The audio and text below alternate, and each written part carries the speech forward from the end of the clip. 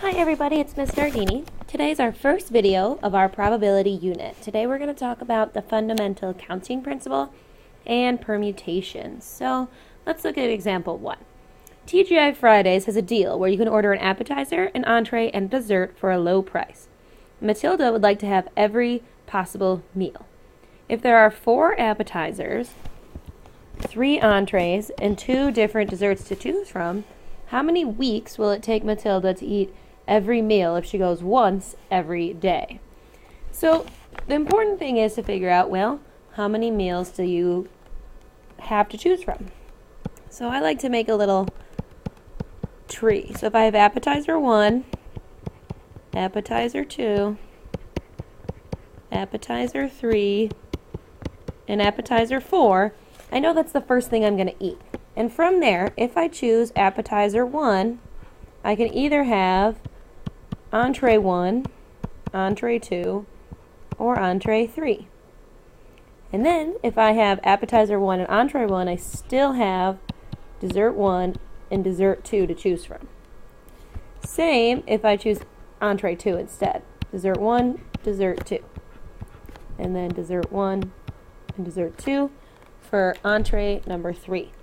So, just by choosing appetizer 1, I could choose entree 1, dessert 1. I could choose appetizer 1, entree 1, dessert 2, and so on and so forth. This is 6 possibilities, right? 1, 2, 3, 4, 5, 6. Well, let's imagine if we did this for appetizer 2.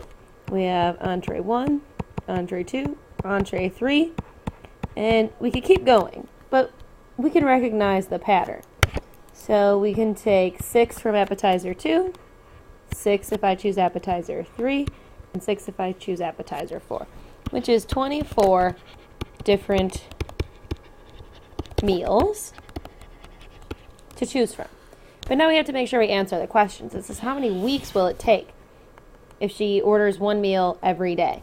Well, if you divide by 7, because there's 7 days in a week, you get 3 weeks and 3 days for her to eat all of those options if she goes to Fridays once a day. I am going to say that's the long way of figuring out all the possibilities. This brings us to the fundamental counting principle. This is a quicker way to do it.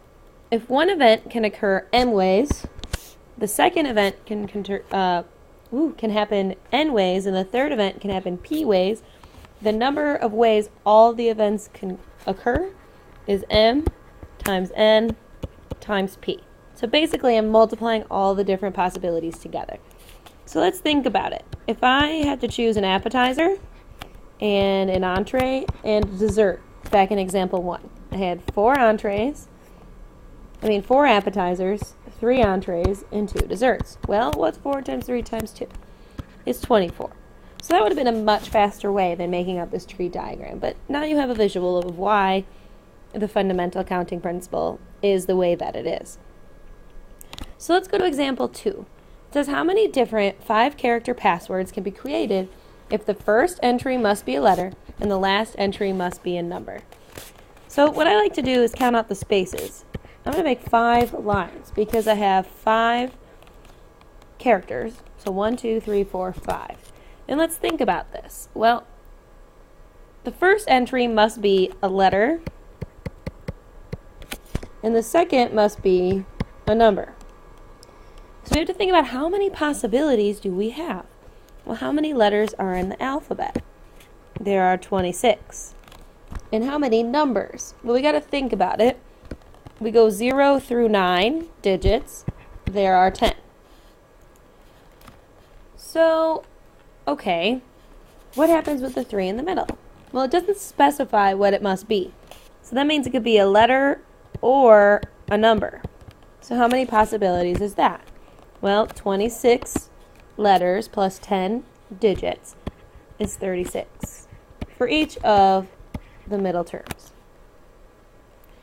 So then you can multiply all of those together using the fundamental counting principle to give us the total possibilities of our password.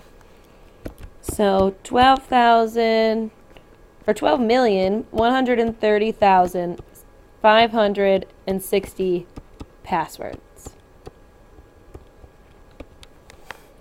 Wow, 12 million possibilities. So I guess next time you try to guess your friend's Facebook password, you got a lot to choose from.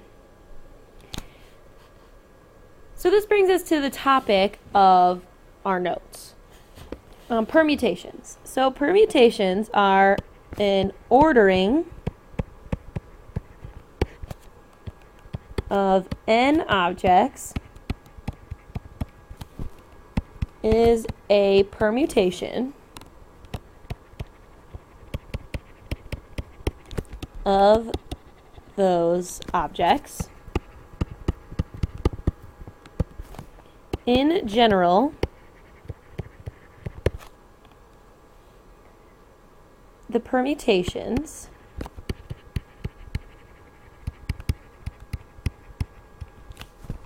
of n distinct objects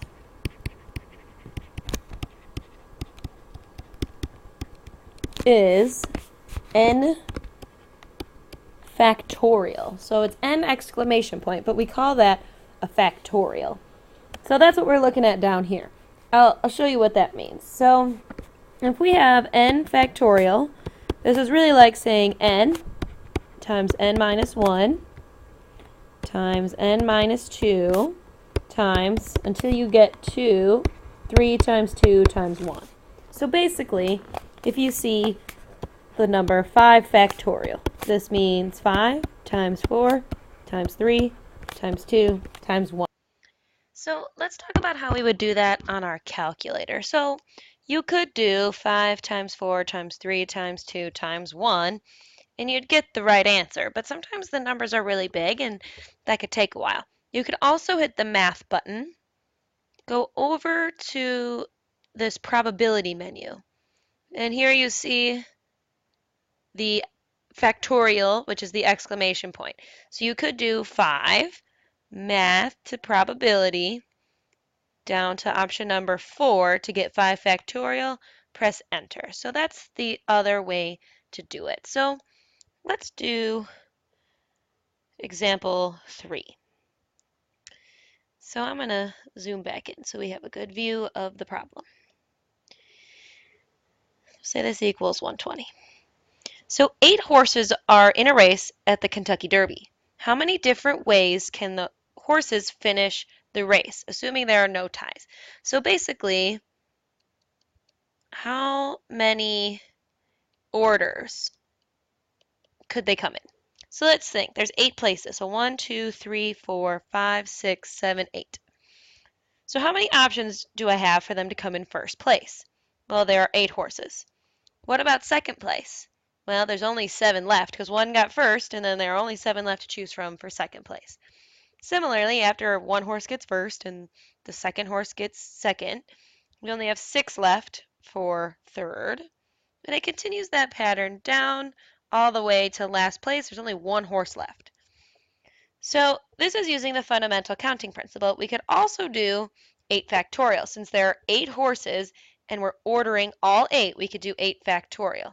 So if you take out your calculator, 8, math, probability, number 4, we get 320. And then the difference with part B are how many different ways can the horses finish first, second, and third? Well, I only have 3 spots now. So let's think about it. How many choices do I have for first place, second place, and third place? Well, there are 8, right? 8 horses means 8 of them could win first. And then 7 could win second, and 6 could win third. So we multiply 8 times 7 times 6, and we get 336 different ways, different orders that the horses could finish. So the next time we meet, we'll finish up these notes and do some work with permutations. I hope you enjoyed it. See you then.